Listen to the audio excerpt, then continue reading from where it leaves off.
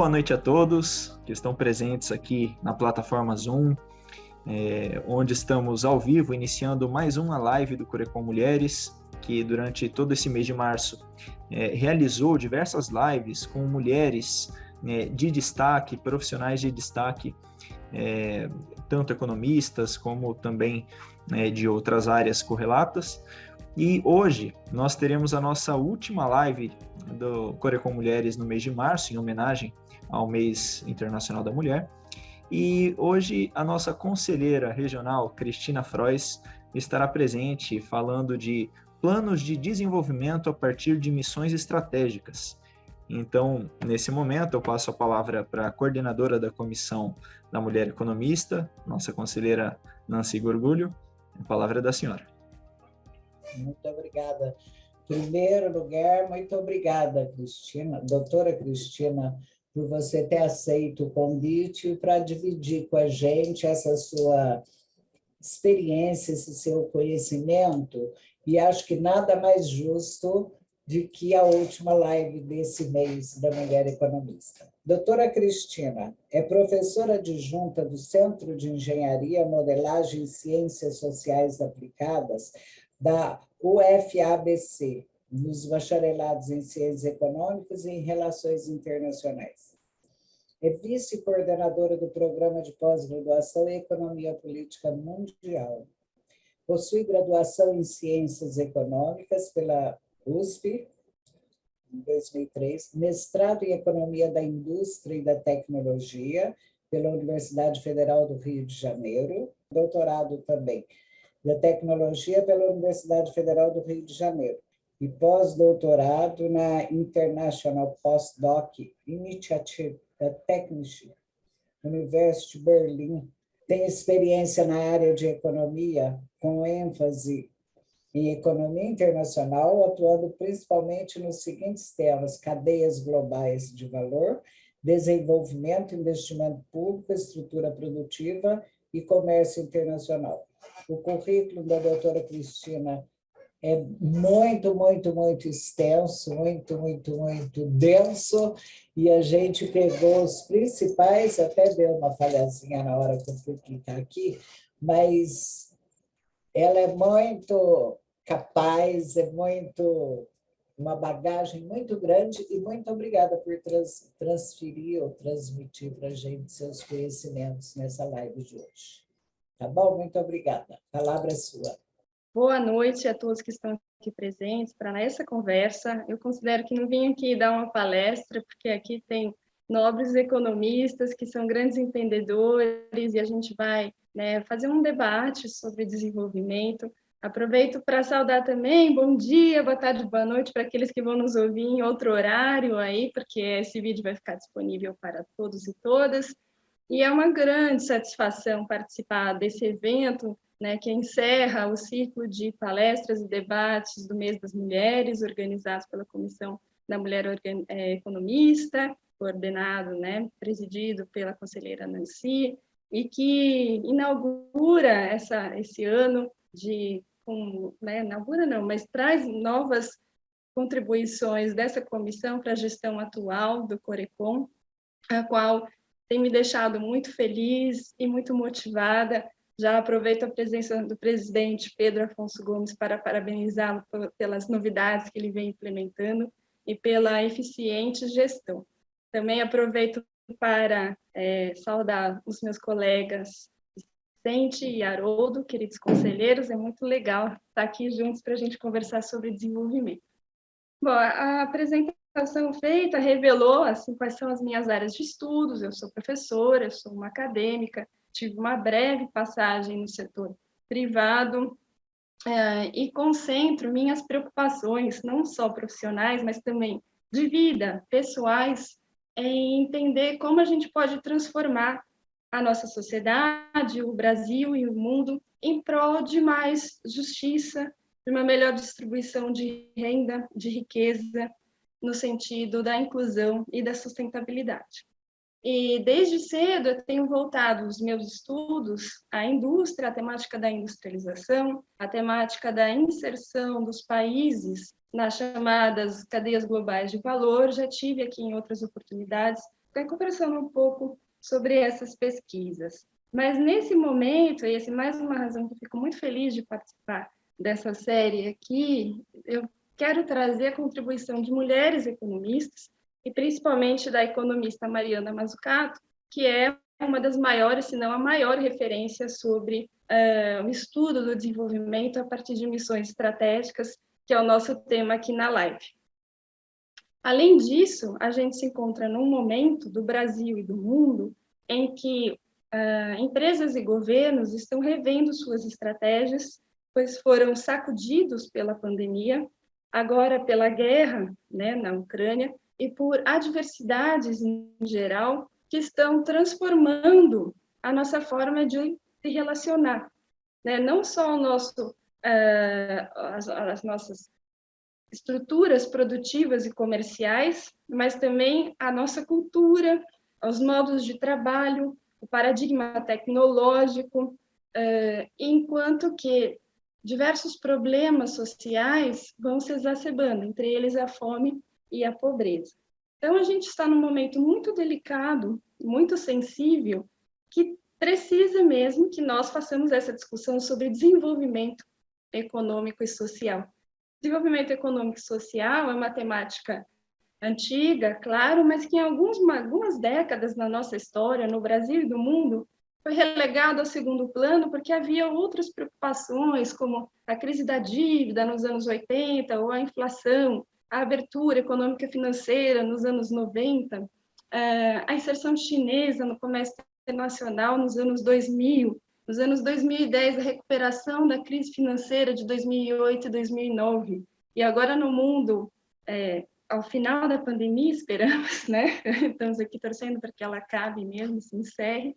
A gente vai, então, se preparar para uma década em que os compromissos assumidos anteriormente quanto à Agenda 2030 de Desenvolvimento, aquela estabelecida entre os países na Organização das Nações Unidas, parecem ter ficado mais complicados de serem atingidos. Então, eu venho aqui recuperar um pouquinho essa discussão de desenvolvimento a partir de um ponto de vista específico, porque desenvolvimento é um tema que eu não diria que ele é controverso, porque eu acho que a intenção, em geral, é chegar numa sociedade melhor, mais justa, mais equilibrada. Mas as rotas para essa sociedade vão diferir de acordo com os pontos de vista ou as abordagens escolhidas. Então, eu venho dentro de uma abordagem específica, que é a abordagem estruturalista, sob a qual tem uma grande contribuição dos pensadores da América Latina e do Brasil, e desde o ponto de vista pelo lado da demanda, que isso também é importante, ou seja, que vai considerar a perspectiva kalekiana, no meu caso, como uma perspectiva de interpretação de como os mercados funcionam, as grandes variáveis macroeconômicas, para dentro dessa visão que eu vou esclarecer aqui, espero não chateá-los com uma exposição um pouquinho teórica, entender qual o papel da indústria, especificamente, e das relações de trocas nas cadeias de valor para promover o desenvolvimento econômico e social. E aí, como eu quero falar de missões, eu vou trazer para vocês alguns dos resultados de um estudo recente da ABDE, que é a Associação Brasileira para o Desenvolvimento Econômico, que está ligado ao Sistema Nacional de Fomento, que compreende diversas instituições financeiras de desenvolvimento, entre elas o BNDES, Banco da Amazônia, as cooperativas, Sicredi, por exemplo, diversas agências de fomento regionais, em que se fez nesse plano, e eu tive uma participação enquanto pesquisadora, numa equipe de mais de 12 pessoas, se não estiver enganada, e coordenada pela professora Karen Costa Vasques. Preciso ressaltar o brilhantismo da Karen ao coordenar esse plano. Ela é uma fellow, senior fellow, no Centro para a China e Globalização. Também é uma scholar, né, uma pesquisadora da Fudan University, e ela é também diretora executiva, da Jindal Global University na Índia. Então, a CARI, com muita competência, organizou, coordenou esse time para que a gente estabelecesse um plano que foi lançado esse mês, né? Então, ele é novíssimo, na BDE, com participação de diversas autoridades, e foi apresentado para os economistas-chefe, alguns dos economistas principais das equipes econômicas dos, no momento, candidatos à presidência da República do Brasil nesse ano. Então, o plano foi apresentado como uma proposta, né, justamente de conciliar objetivos sociais com o desenvolvimento de políticas, né, principalmente de fomento, de financiamento de certos setores de atividade econômica estratégicos. E essa aqui é a grande dificuldade, a gente olhar para o futuro e pensar quais são as atividades econômicas que vão fazer essa economia girar, que vão gerar empregos de qualidade, que vão elevar a produtividade, que vão elevar os salários, e assim estabelecer uma dinâmica de renda, uma dinâmica de consumo, de investimento e até de tributação que possa ser gasto, né, pelos governos com a sociedade, e produzir os bens públicos necessários, né, estabelecer saúde, educação, habitação, infraestrutura, cultura, esporte, lazer e outros tantos que eu não estou aqui enumerando para não, né, ampliar muito a lista, necessários para as pessoas serem felizes, né? E esse entendimento de qual é o padrão de vida que almejamos e que entendemos como um padrão de vida desenvolvido, tenho defendido nas minhas pesquisas, ele precisa ser muito nosso no sentido brasileiro, da sociedade brasileira, e não tão simplesmente emula ou copia, falando em português mais simples, os padrões de consumo de outros países, mas que sim entende quais são as prioridades e considera a enorme diversidade regional, cultural brasileira e as diferentes necessidades dos grupos sociais da nossa sociedade.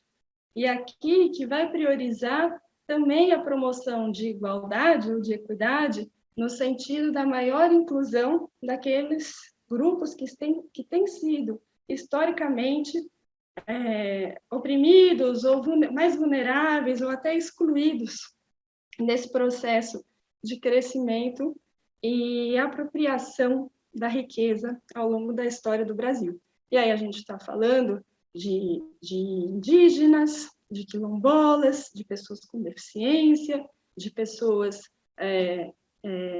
transgêneras ou de toda a comunidade LGBTQ+, e também de mulheres. Então, por isso que, mais uma vez, vejo com muita relevância a gente discutir isso daqui, porque a ideia é pensar no desenvolvimento para todos e todas. E sem falsa ingenuidade, sem falsa moral ou sem ingenuidade, porque a gente sabe que é preciso distribuir e que esse processo distributivo gera conflitos. É um processo político, né, de conflitos de poder. Mas a gente precisa entender também que nesse momento em que a sociedade está com tantas mazelas e enfrenta tantas adversidades, e eu diria que isso deveria ser a regra, mas aqui fica muito mais claro, a união faz a força. E quanto mais a gente se desunir enquanto grupos sociais, a chance de a gente encontrar soluções diante de um cenário tão adverso para o nosso desenvolvimento vão se reduzindo. Então, por isso, a necessidade do diálogo, da construção de pontes e de um pacto social. E eu estou falando muito séria, tenho dito em vários fóruns que eu participo, a necessidade de um pacto social por essa virada, esse compromisso nosso, da população, em melhorar a qualidade de vida para todos e todas. Então, no ponto de vista estruturalista, né, ao ser um país desenvolvido, com essa igualdade social, com alto padrão de vida, vai requerer mesmo mudanças tanto que a gente chama de estruturais, que é da tecnologia, por exemplo, do padrão produtivo, do padrão comercial, quanto institucionais, que são políticas, culturais, a constituição do Estado, a educação, etc.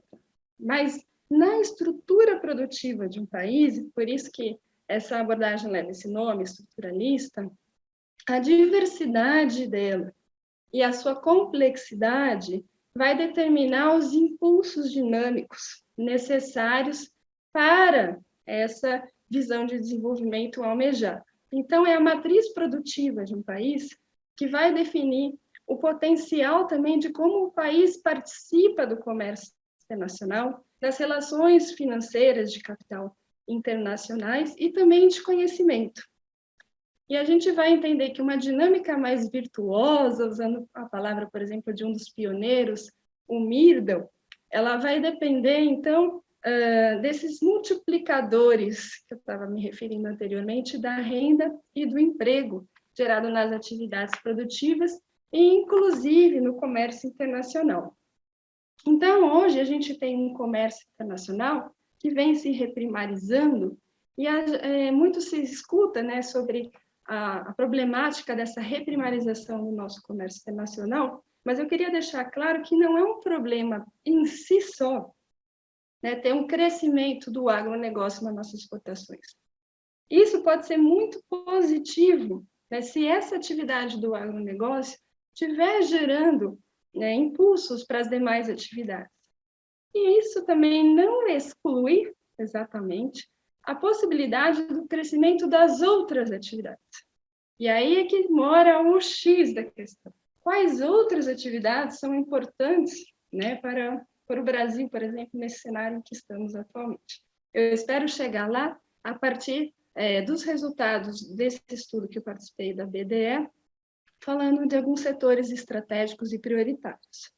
Então, a nossa pauta exportadora brasileira vem sendo caracterizada por esse processo, já falei que não é um problema, mas ele também está muito relacionado a uma força, né, a relações de poder tecnológicas que se dão no exterior. Então, a gente participa de um sistema internacional de produção capitalista que gera, assim, uma divisão que os estruturalistas chamavam de divisão centro e periferia, em que estavam no centro poucos países que acumulavam riqueza, em geral associada à geração e difusão e apropriação dos direitos de propriedade tecnológicos, enquanto os demais países pertenciam a uma periferia do sistema. E isso a gente viu em diferentes fases da história, sob diferentes paradigmas tecnológicos, desde a primeira revolução industrial, lá com o tear mecânico têxtil, passando, em cada revolução industrial, com um paradigma energético diferente também, né, da energia propulsora, e também um paradigma de processo administrativo diferente, passando, então, para o final do século XIX, com os trens, depois o desenvolvimento da indústria automobilística, que puxou a economia mundial por muitos anos, já sob um paradigma energético do petróleo, né, da gasolina, do diesel, chegando nos anos 70 e 80, com o novo paradigma tecnológico da tecnologia de informação e comunicação, com os computadores, com os eletrônicos, e agora a gente entra no novo paradigma, que já não é mais novo, e que vem se generalizando, mas de forma muito heterogênea,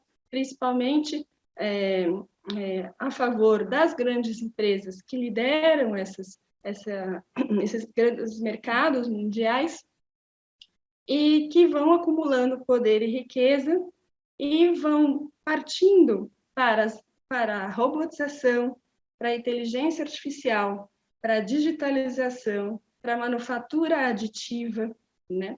E para outros padrões tecnológicos que são poupadores de mão de obra e aumentam a dificuldade de se garantir emprego e renda para todos.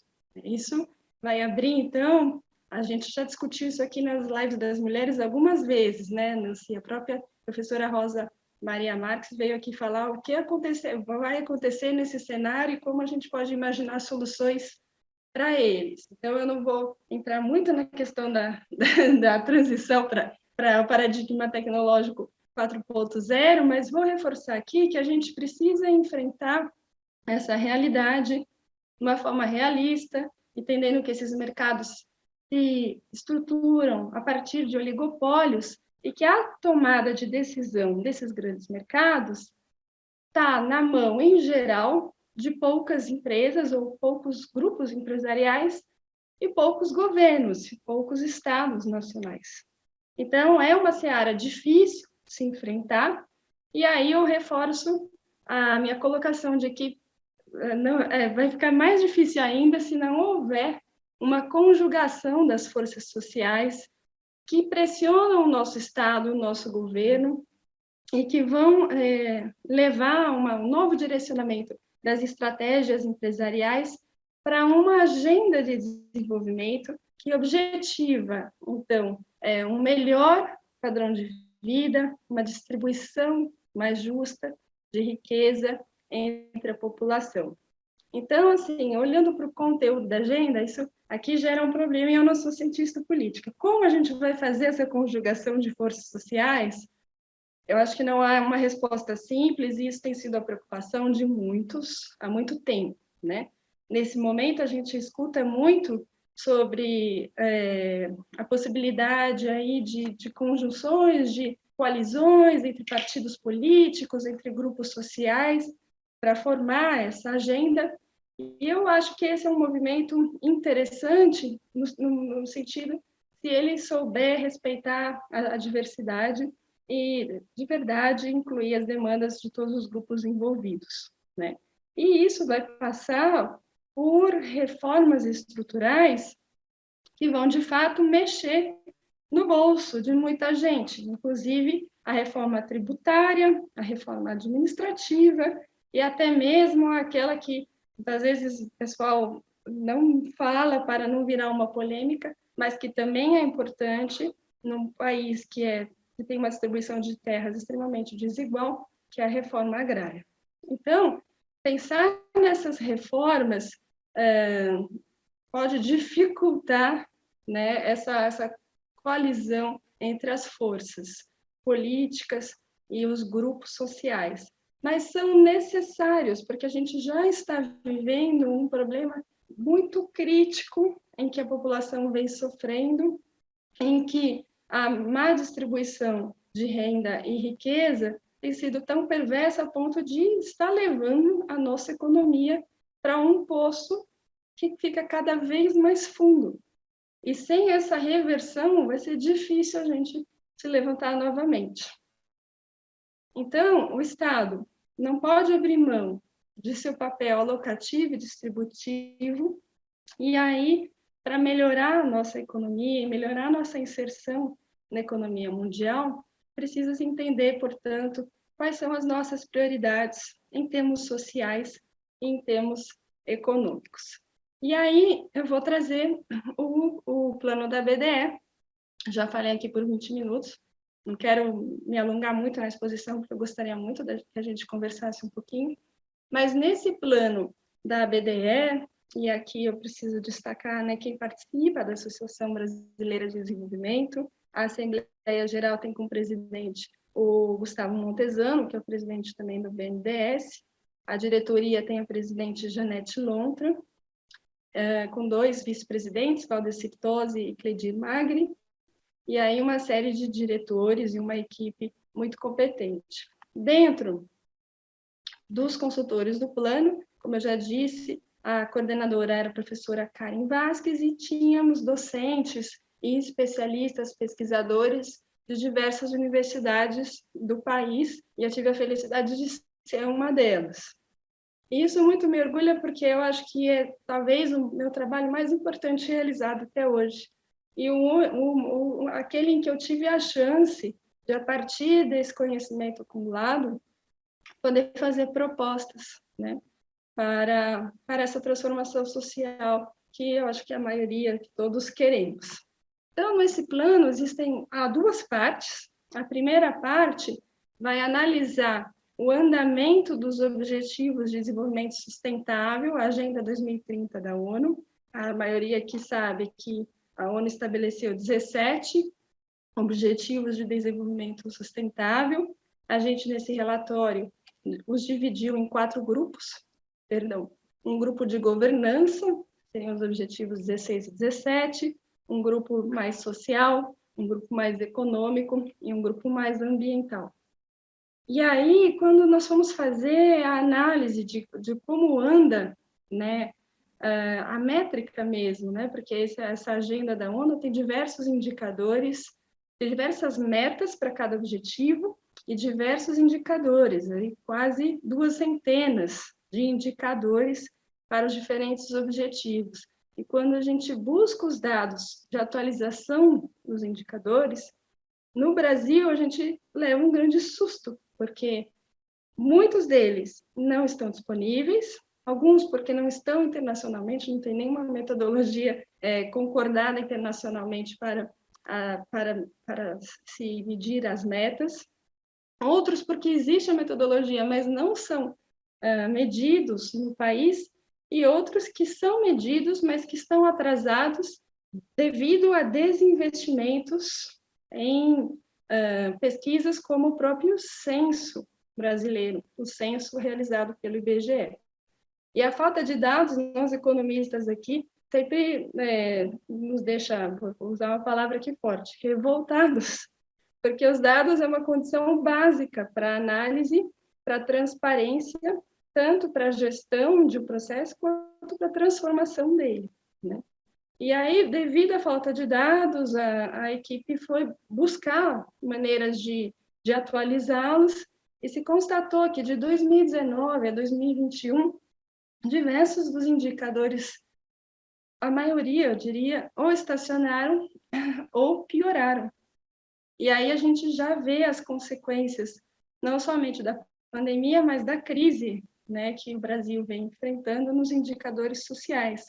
Então, um dos objetivos que o Brasil já tinha atingido, que era reduzir significativamente a fome e promover a segurança nutricional, haviam sido obtidos grandes progressos nesse sentido até 2015, 2016, e esses progressos foram perdidos em poucos anos. E hoje a gente tem um grande contingente da população passando fome e milhares de crianças, principalmente, em situação de desnutrição ou insegurança alimentar.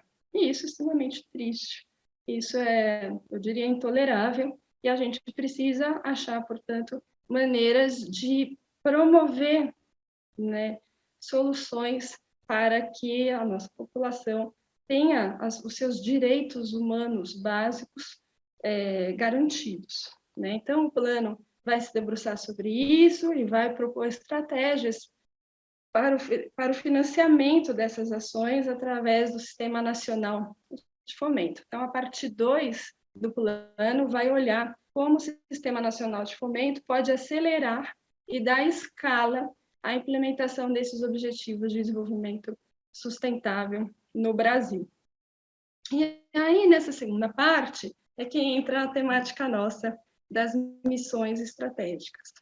A ideia de missões, e aqui eu vou simplificar bastante, é conciliar objetivos de desenvolvimento, objetivos sociais, objetivos de sustentabilidade, objetivos econômicos e de governança também, por exemplo, a paz, o desenvolvimento da atividade ou de atividades produtivas estratégicas. Esse conceito já estava presente na literatura estruturalista latino-americana e, como eu disse no começo da minha intervenção, foi recuperado e popularizado recentemente pela professora Mariana Mazzucato, né, que atua na Inglaterra e é uma italiana já bastante conhecida. Em 2016, a Mazzucato, junto com o professor Caetano Pena, da UFRJ, produziu um documento que é sobre o nosso Sistema Nacional de Inovação, e a inovação é um componente transversal importantíssimo para a realização de planos de desenvolvimento. E aí, essa proposta para o Sistema Nacional de Inovação era através de políticas orientadas por missões. E aí, a gente entende essas missões, de uma forma geral, com 7 prioridades, tá? E aqui considerando, 7 princípios. E aqui considerando no que tange principalmente a política de inovação. Primeiro, ela deve ser construída a partir de características chaves de como ocorre a inovação. O processo de inovação é incerto, cumulativo, coletivo, né? Isso significa que todos os agentes têm de trabalhar juntos e, portanto, suportar certo grau de risco. Por conseguinte, todos também têm direito a compartilhar dos ganhos do processo de inovação. Eu não estou querendo espelhar as conclusões sobre as missões para a inovação para as missões para o desenvolvimento. A Mazzucato também tem trabalhos que vão fazer essa tradução, digamos assim, transpor essa ideia e enriquecer, mas eu vou chamar a atenção para o caso da inovação, porque é a minha área de especialidade e porque ela tem uma relação muito importante com a indústria, que nessa abordagem é entendida como um setor-chave para esse processo mais virtuoso, né, mais positivo de desenvolvimento, se forem estabelecidos os mecanismos necessários para que os ganhos que a inovação traz para a indústria reverberem para os demais setores da sociedade. Tá? O outro princípio é que as políticas sejam baseadas em abordagens sistêmicas, e isso vai querer envolver ações horizontais e verticais e direcionadas, e aqui eu vou acrescentar a palavra interdisciplinares, que vão conjugar o conhecimento de diferentes ciências e diferentes setores ou áreas, né, tecnológicas. Também vai querer uma abordagem ampla sobre o Sistema Nacional de Inovação, vai entender quais são as políticas públicas para o financiamento, para pesquisa e desenvolvimento, para produção de inovação, para educação e para formação e incentivo do investimento privado, que é o grande motor desse sistema, mas que, para se consolidar, necessita do apoio e do incentivo do investimento público, portanto, das políticas estatais. Então, nessa abordagem, a gente entende o investimento público e o privado como complementares e não como concorrentes. Eles não se substituem, eles deveriam atuar se apoiando, e mais especificamente, o investimento público deveria apoiar o investimento privado. Mas mais do que isso na abordagem de missões, ele deveria voltar-se para produzir ou incentivar o investimento privado que vai levar à construção desse desenvolvimento e do bem-estar social. Pode ser tanto a partir direto da geração de empregos e de bens. Então, por exemplo, a infraestrutura social em moradia é um investimento que pode ser realizado através da iniciativa privada. Vai garantir o direito básico à moradia a centenas e milhares de pessoas. E vai gerar uma série de investimentos e vai incentivar toda uma cadeia produtiva muito importante. Então, se o setor público tiver esse fim, afinal, que é resolver a questão da moradia para as pessoas, isso vai passar por soluções econômicas que darão condição, então, da gente ter um novo ciclo de crescimento, de investimento produtivo e de apropriação aí da riqueza, não somente de uma forma rentista ou financeira, mas sim voltado ao lado real da economia.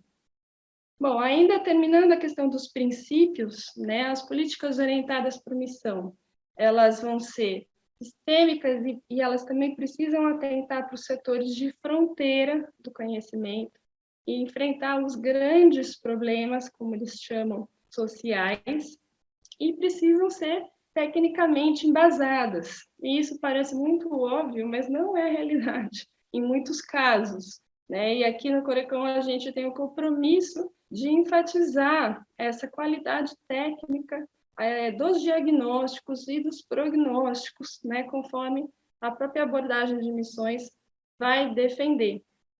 Então, isso requer um Estado, que a Mazzucato chama de empreendedor, que engloba o papel do Estado como tomador de riscos, prevaleceu em alguns países, e que vai, mais do que isso, ter iniciativas de políticas orientadas para investimentos em todo o processo de inovação. Então, a Mazzucato tem todo o livro do Estado empreendedor, que ela mostra como nos Estados Unidos, diversas das tecnologias, dos setores que lideram a economia mundial, como os eletrônicos, ela vai desde o GPS, a própria tela dos celulares, foi ou desenvolvida no setor industrial bélico, né, e aí com investimento direto público, ou a partir de todo um conjunto de instituições robustas que incentivaram o investimento privado, né, a partir aí do investimento e do financiamento público.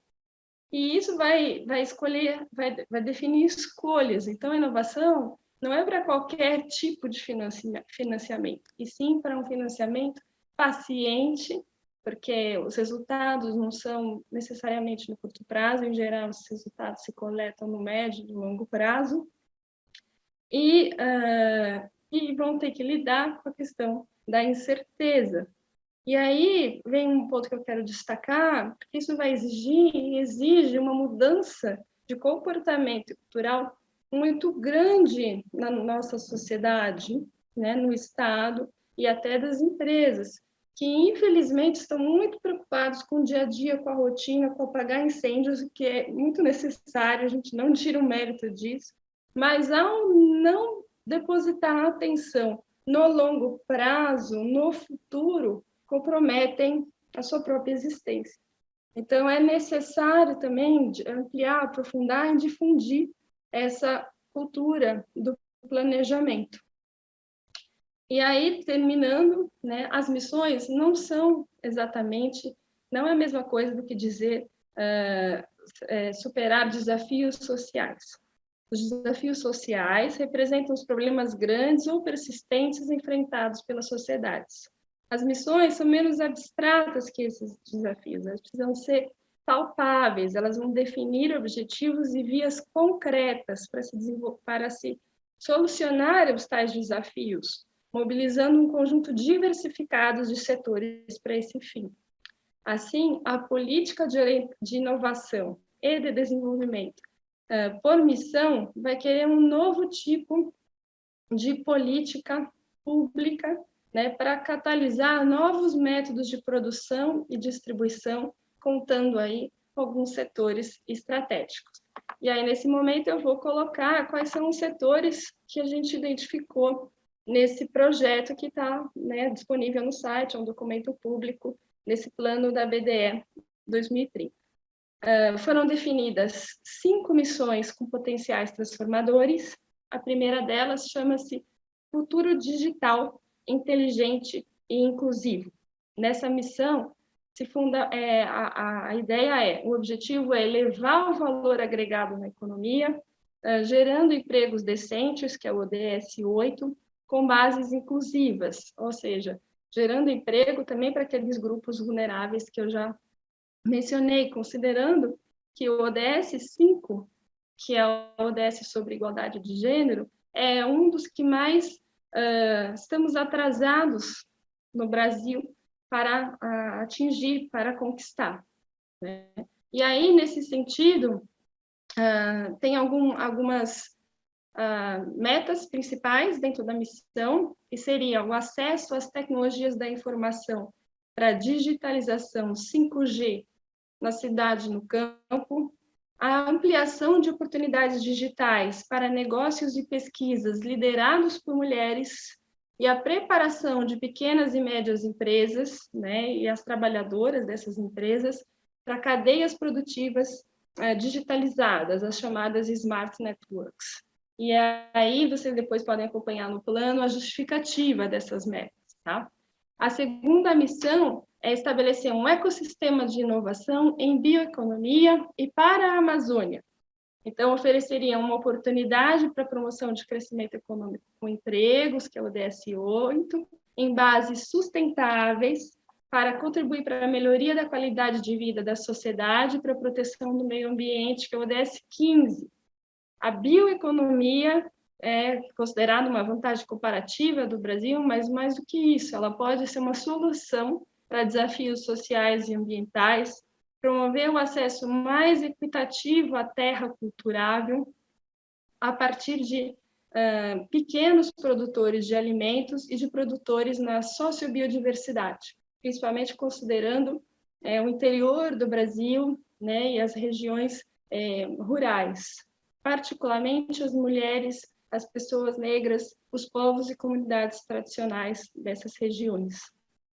Alguns exemplos de projetos são o apoio na gestão de negócios, a capacitação e a mitigação de riscos e formação em bioeconomia. Então, não basta financiar para empreendimentos de bioeconomia, mas sim a sua própria gestão, a capacitação daqueles que estão lidando e fornecer outros instrumentos de garantia e gestão de riscos.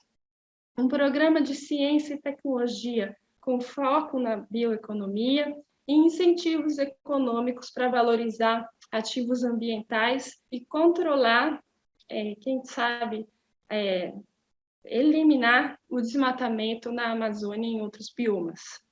A terceira missão, já me aproximando do final, seria o agronegócio engajado. Então, considerando que partes significativas das nossas emissões e dos gases de efeito estufa vêm do desmatamento que se originam no setor agropecuário, essa missão aqui tem como compromisso evitar a mudança climática, que é o ODS 13, e promovendo por meio das transformações no campo. Então, além de melhorar o padrão de produção do agronegócio, também melhorar o padrão de consumo da população e toda a cadeia de valor relacionada ao agronegócio.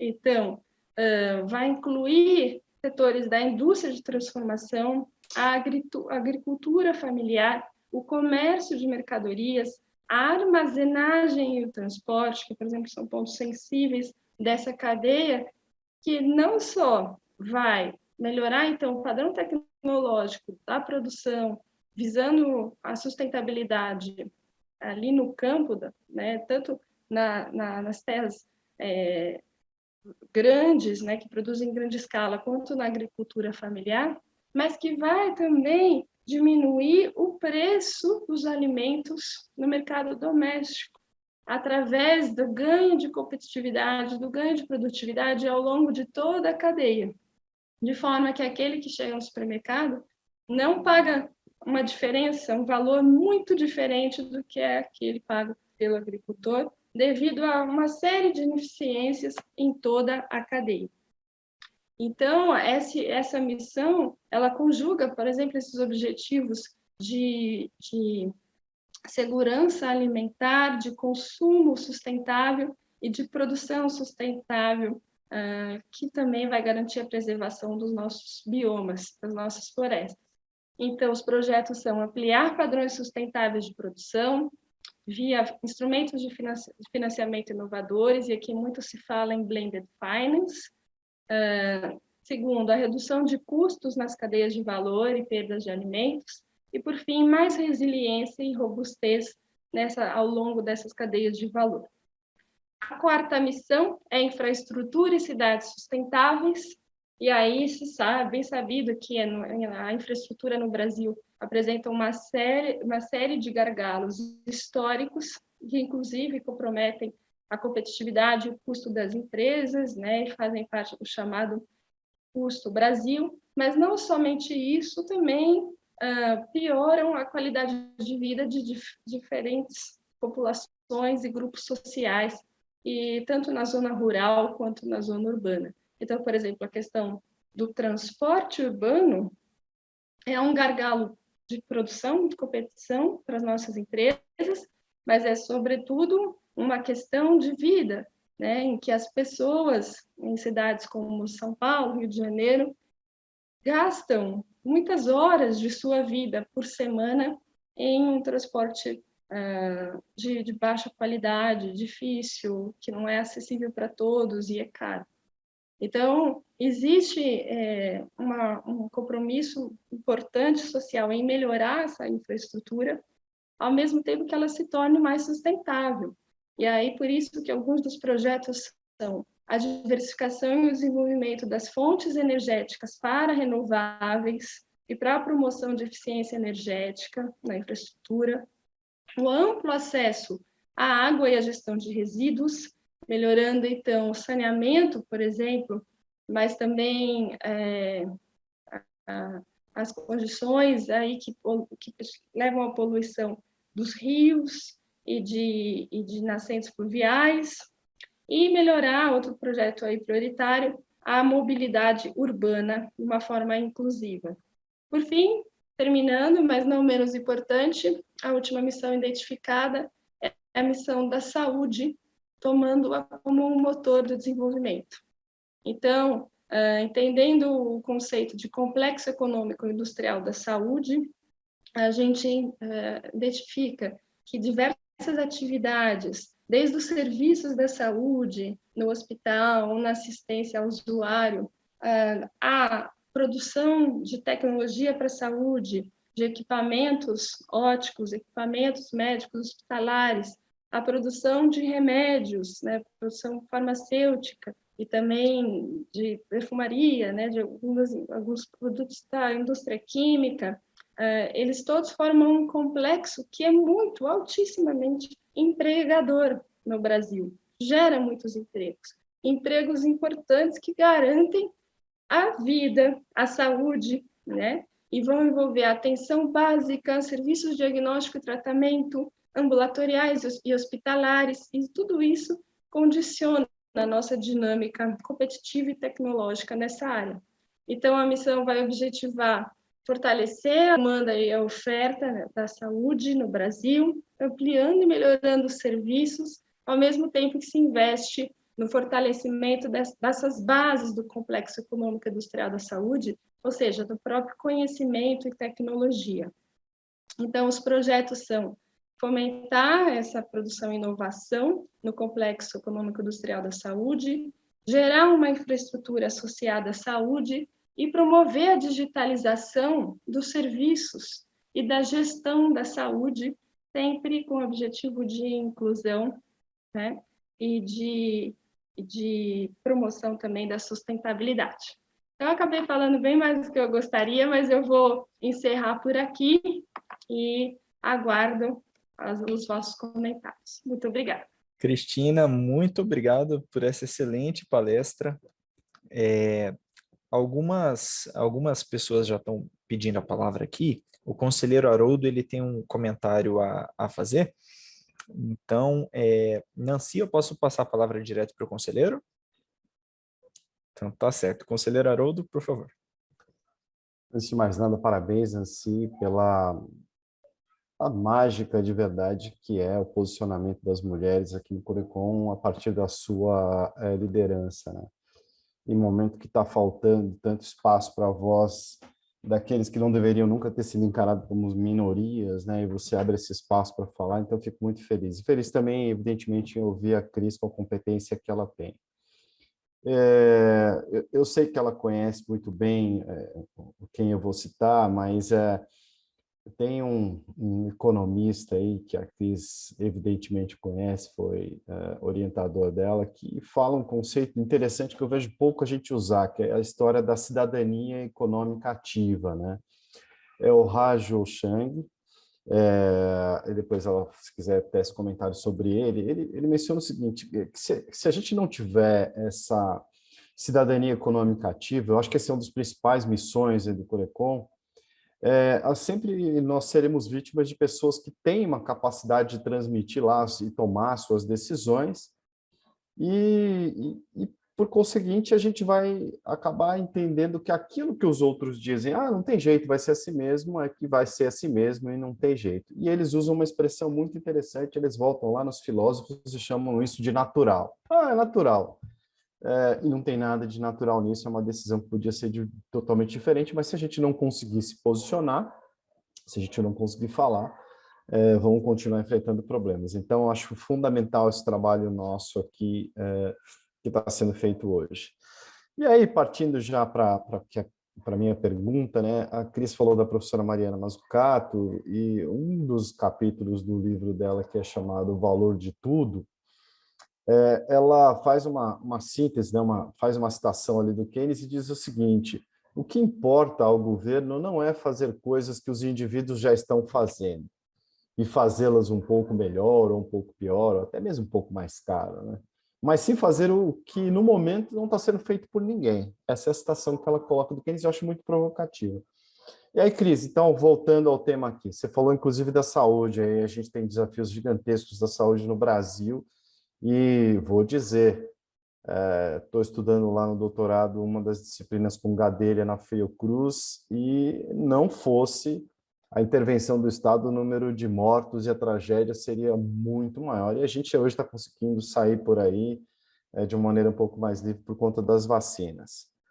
A minha questão é, Cris, a gente está fazendo muito mal essa nossa exposição de que é possível o Estado cooperar para que os privados avancem em termos de inovação tecnológica e que os benefícios sejam espalhados pela sociedade. A gente está fazendo isso mal aqui no Brasil, em termos mundiais. Como é que você, que tem uma visão internacional, vê? Mariana Mazzucato não está sendo lida como deveria ter sido lida por mais gente? Essa é a minha pergunta. Obrigado. Eu acho que, historicamente, sempre houve uma disputa de narrativas sobre o papel do Estado, vou colocar assim, né? Eu acho que a gente vai chegar mais ou menos a conclusões semelhantes, Haroldo.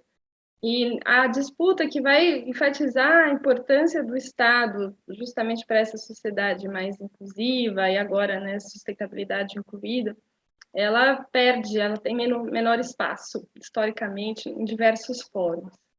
E no Brasil, ficou menor ainda o seu espaço de influência, dado também uma experiência muito negativa que a gente teve historicamente ao longo das décadas sobre a participação do Estado ou o papel do Estado na nossa economia. Então, houve muitos erros, houve corrupção, houve problemas que minaram muito a imagem do Estado e o entendimento do que o Estado pode fazer. E aí isso permitiu que a solução fosse cooptada por um caminho que eu acho muito errado, equivocado, perverso, que é vamos, então, eliminar ao máximo o Estado da participação na atividade econômica, na atividade política também. Mas isso é uma incoerência muito grande e que não entende, inclusive, o papel do Estado, né, que tem, sim, como eu falei, papel distributivo e alocativo. Mas, nesse momento, querendo ter um pouco de esperança, a gente tem também a chance e está vendo novas narrativas serem construídas a partir de maior espaço que a pandemia abriu. Então, eu acho que a gente está virando o jogo, ou tentando virar. Cristina, em primeiro lugar, meus parabéns pela sua apresentação, excelente, fazendo concreto o poder das mulheres, aqui representada por você e pela professora Nancy. Mas, com relação à sua apresentação, eu queria dizer que há um contraponto aí muito importante. É a realidade brasileira. A realidade brasileira, principalmente do ponto de vista econômico, é cruel. Nós temos milhões de desempregados. Nós temos uma inflação que bate às nossas portas com uma violência muito grande. Você chegou a mencionar também a importância do Brasil no comércio internacional. Há mais ou menos uns 50 anos, nossa participação no mercado internacional não vai além de 1%. Então, é uma realidade um pouco diferente dessa que a gente quer para o Brasil. E, no caso seu, eu pergunto, a sua proposição é mais de natureza política ou econômica? Porque essas missões, as 4 ou 5 missões que você colocou aí, nós só conseguiríamos através do poder político. É com uma ação política que a gente consegue fazer essas coisas todas. E, sobretudo, eliminar essa realidade tão difícil que nós estamos enfrentando. Eu pergunto, então, a sua proposição é uma proposição de natureza política, ou seja, assumir o poder para impor esse programa e encaminhar a execução dessas missões? É isso? Ela é ambas. Ela é política e econômica, e vou além. Eu diria que toda proposição econômica é política, porque vai envolver uma diferente correlação de poder e vai gerar resultados distributivos que vão diminuir o poder de um, aumentar de outros e assim por diante. Então, nesse caso, e é por isso que eu tentei falar bastante do pacto social, que é necessária, então, a união de forças políticas para a promoção de uma nova agenda econômica no sentido estrito da palavra, né? Os setores que vão ser o motor da economia, quais são as atividades a serem incentivadas, a serem promovidas, quais as prioridades do ponto de vista também social. Então, meu caro Vicente, não sei se você está vendo aí sua cara de incrédulo, mas é ao mesmo tempo política e econômica, e concordando com a sua análise de que a nossa realidade está muito distante desse pacto social. E também porque essa união de forças vem enfraquecendo e em raros momentos realmente ocorreu. Então, agora, os instrumentos para promover essa união e essa mudança, essa guinada de agenda, são muito diferentes, né? Aí exigiria um longo debate, mas passa, inclusive, pela mídia, pelo conhecimento, pela educação, pelo fortalecimento das associações de classe, até uso dos recursos digitais para encontros, para diálogos, vai requerer também exatamente essa execução conjunta de um diagnóstico e de um plano, né? Então, existem diversas entidades no momento elaborando planos de desenvolvimento, né? Os candidatos a presidente estão elaborando planos de desenvolvimento, e a gente vai precisar encontrar esses pontos em comuns e fortalecer aqueles que são de maior consenso e que promovem o bem-estar ou esses bens públicos que o Haroldo se referiu usando a terminologia do Rajum, de uma maneira consistente, que nos ajude a melhorar, pelo menos no curto prazo, isso pode levar um pouco mais tempo, mas dirimir essas mazelas, como você disse, que estão nos prejudicando muito e que não são impossíveis de se contornar, como a inflação.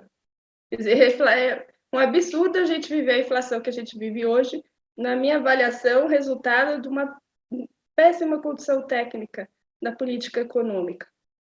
Então, a gente precisa resolver essas questões e precisa de uma coalizão política comprometida com isso. Para superar, para nós irmos do sonho à realidade, o caminho é um pouco longo, não é? E é preciso de ação. Pelo que você colocou aí, eu estou achando que a coisa está um pouco ainda no sonho e não na realidade. Eu entendo essa impressão, mas as missões ela tem justamente esse compromisso com a realidade, e por isso que ali já estão estabelecidos os projetos prioritários.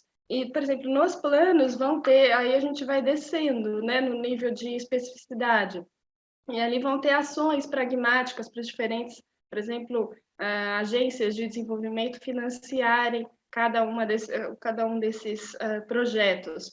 Mas mais além, indo para a perspectiva nacional, e não só do Sistema Nacional do Fomento, desse plano da BDE, para que a gente saia do sonho para a ação, primeiro eu vou enfatizar uma coisa que eu sei que você concorda comigo. A gente precisa manter a esperança e manter o otimismo.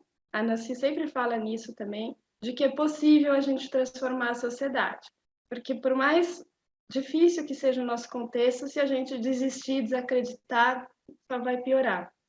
E a partir de que a gente toma a consciência e acredita nesse ideal, que é um ideal mesmo, aí a gente precisa encontrar esses meios de transformação e de ação, como outros economistas famosos e importantes e que nos inspiram, como Celso Furtado, sempre fizeram, né? Ou como educadores, como Darcy Ribeiro, ele falava até aquela frase famosa: eu me meti em muitas lutas, perdi a maioria delas, mas não teria sido eu se eu não tivesse lutado, né? Ele fala isso em palavras muito melhores que essas. Então, eu acho que é isso que a gente precisa manter a chama e espalhar, né? Essa esperança e criar meios mesmo para que isso deixe de ser somente um ideal e se torne a realidade. Cristina, posso te ajudar nessa resposta aí? Pode, deve. O diagnóstico foi feito. Eu acho que isso que vocês fizeram com essas sete missões são as missões direcionadas, vocês fizeram um diagnóstico em termos de Brasil. E aí as ações para seguir isso para frente. Em quanto tempo vai levar, a gente não sabe. Seria isso? Exatamente. Então, muito obrigada. Essa é a ideia com o plano. Tem um diagnóstico, tem ações, e isso vai se aprofundando, né? Mas é o ponto de partida. Muito obrigado, Cristina. Parabéns pela sua palestra, mais uma vez. Hein? Saindo um pouquinho do aspecto estritamente econômico, embora nós não possamos sair, porque eu não sei quem inventou a profissão de economista. Deve ser das mais antigas, porque desde o início da humanidade os recursos sempre foram restritos e as necessidades muito amplas. Então, se não existia o diploma, pelo menos existia a função. Mas falando isso que a Cristina falou, que você falou e o que o Vicente pediu, é uma coisa muito importante. E eu vou contar a história do caipira, bem rápido. O executivo, que costuma ser um imediatista, ele estava caminhando para o seu sítio e pela estrada e calor resolveu parar para tomar uma água de coco. Parou na barraquinha do caipira e aí pediu a ele a água de coco. Quando ele olha para um lado, ele vê uma árvore frondosa, enorme, grande, muito bonita. Aí ele pediu assim ao caipira: dá para você me arrumar uma muda? Que eu quero plantar lá no meu sítio.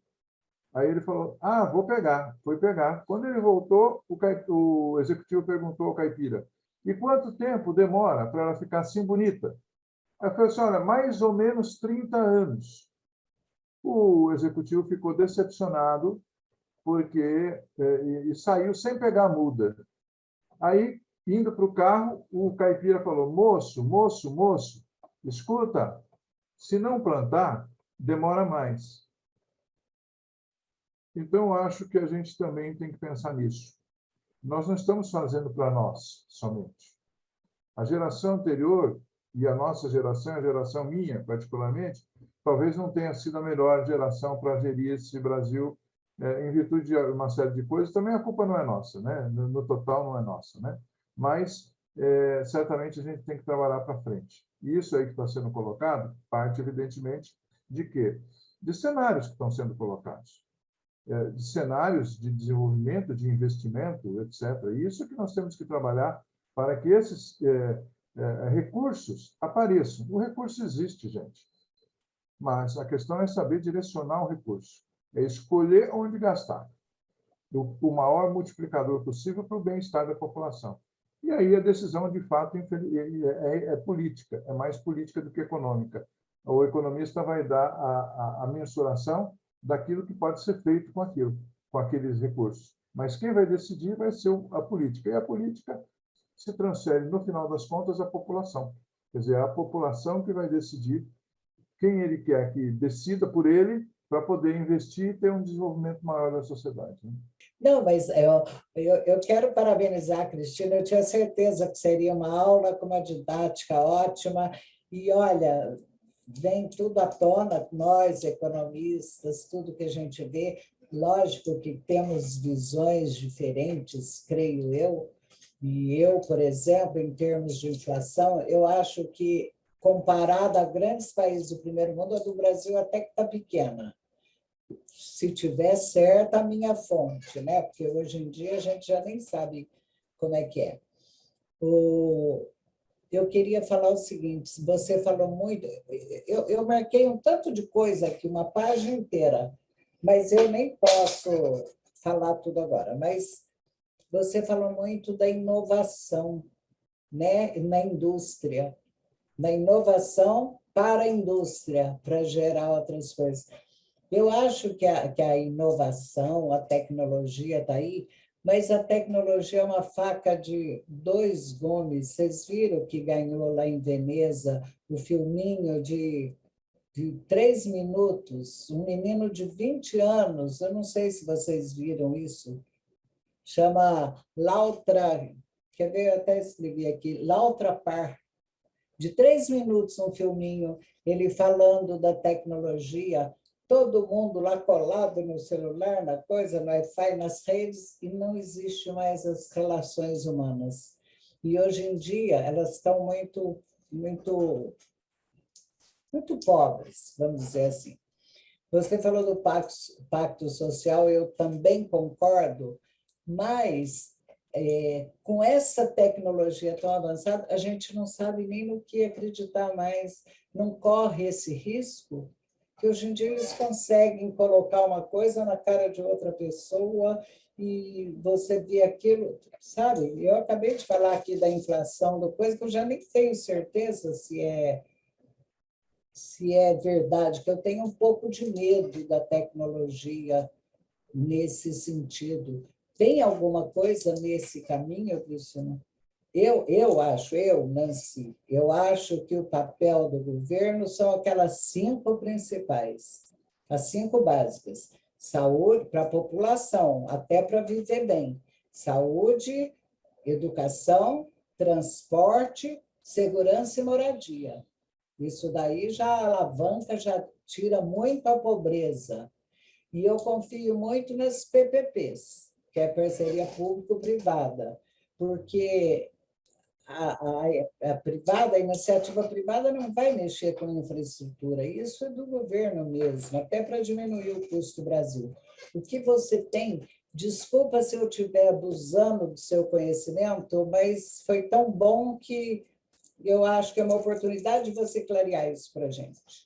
Então, começando pelo final, de fato, a infraestrutura em diversos projetos, porque a gente precisa olhar projeto a projeto, vai oferecer atrativos que mais difíceis de se concretizar através do investimento privado, vai requerer sim a participação pública ou então as relações público-privadas, e aí esses contratos, essas parcerias têm crescido, têm se modificado, têm se modernizado, as alternativas, inclusive de esquemas de financiamento, têm crescido de uma maneira que é até difícil de nós acompanharmos, né? Porque o mercado financeiro também é muito veloz. Então, existem novas alternativas, mas o investimento público em muitas questões precisa tomar liderança e apontar esse norte. E aí, por isso que assim, apontar o norte é aqui uma das grandes dificuldades, se não a maior dificuldade. Por isso a importância de um plano como esse, de traçar missões, de eleger essas prioridades. E nesse caso, as prioridades foram eleitas com base nos Objetivos de Desenvolvimento Sustentável, porque é o que há de mais consensuado na nossa sociedade e no mundo sobre como entender o desenvolvimento, que é também um conceito muito amplo, mas se a gente partir disso, desse entendimento, aí a gente consegue entender quais aquelas metas estão com mais atraso, mais problemas de serem enfrentados, e aí quais os setores estratégicos a gente também consegue olhar, entendendo o tanto de emprego que eles geram, a produtividade, a renda, a sua contribuição para o PIB, a sua contribuição potencial, e fazer um cruzamento. Então, daí que surgiram essas missões estratégicas, com um cruzamento entre os talentos dos setores produtivos com as prioridades sociais. E aí a infraestrutura é uma missão em si, ela merece ser uma missão em si, e aí a gente escolheu os projetos de moradia, de energia renovável, e outro aqui agora me escapou, como que eu falei, mas porque eles são aqueles que estão demandando mais atenção nesse momento e precisam, sim, de o poder público delineando os caminhos, abrindo os caminhos, vamos dizer assim, para a iniciativa privada e chamando a iniciativa privada para isso, porque há, sim, uma série de oportunidades. Então, se vocês entrarem no site da ONU, tem um site de SDG Implementation, chama, em que eles vão mostrar experiências do mundo inteiro para implementar esses ODS, projetos de financiamento. Para dar um exemplo, no Brasil foi apontado a questão da formação de armazéns. No ano passado, o BNDES lançou uma linha de financiamento especial para armazéns, silos, para grãos, porque essa era uma dificuldade, inclusive, para o nosso agronegócio e para a sustentação do mercado doméstico de alimentos. A gente viu agora na pandemia, né, o arroz, por exemplo, sofreu um pico de preço, mercados internacionais com rupturas, caso da Ásia, os mercados nacionais com rupturas, e não tinham estoques básicos de segurança alimentar. Por um lado, não tinha a política de estocagem de arroz, que era para caso alguma coisa desse errado, que sempre houve, e aí, a partir da CONAB, que era uma instituição pública que regulava esses estoques de arroz, e não havia nem o espaço físico, espaços físicos apropriados para isso. Então, veja, conciliar um financiamento para investimento em silos, pensando nos estoques públicos de alimentos para garantir a alimentação das pessoas. Isso aí consegue conciliar diversos objetivos de uma só vez. Essa é a ideia da missão, né? E aí, conseguir chegar a esses resultados, apontar quais os setores, que foi a dificuldade. Aí eu acabei, acho que, saindo um pouco da sua pergunta, mas espero ter respondido. E com relação a como as tecnologias e as mídias sociais têm atrapalhado o nosso consenso, acho que eu vou resumir isso, e eu acho que é um ponto verdadeiro, né? A gente tem que lidar com fake news, a gente tem que lidar com a tal da pós-verdade, com as mentiras, com a proliferação da informação. E aí existem diversos mecanismos para se combater esse desconhecimento, e é claro que isso passa pela educação, e eu diria mais, pelo pensamento crítico, né? Então, uma educação que dê condições às pessoas a terem uma formação crítica, interpretar essas informações e saber diferenciá-las, mas também há possibilidades, e aí eu tenho alguns colegas que estudam isso, de usar essas tecnologias em favor da informação.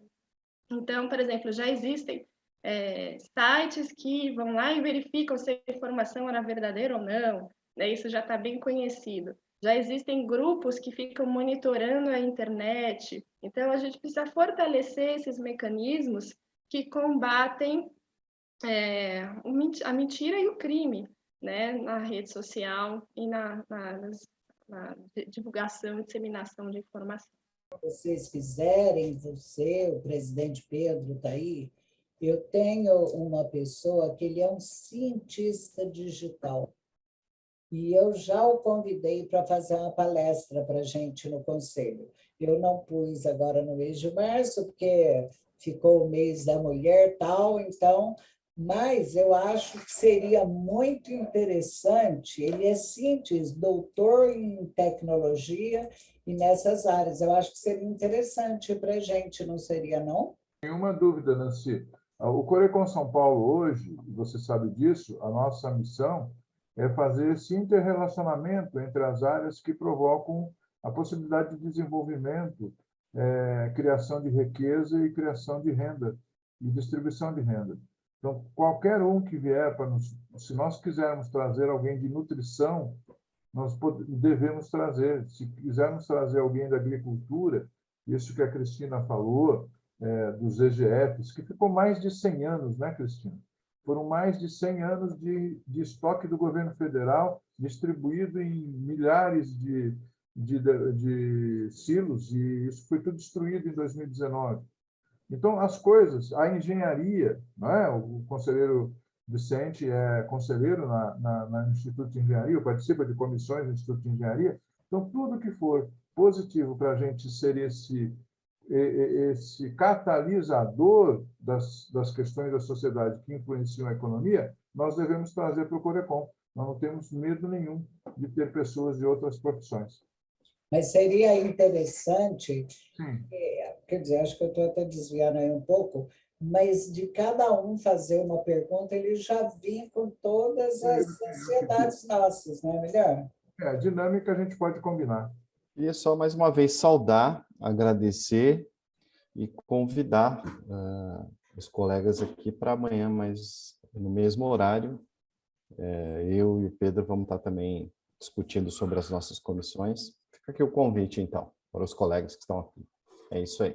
E eu quero agradecer. Eu vou agradecer agora ou depois? Eu não sei. Já pode ser agora, conselheira. Para.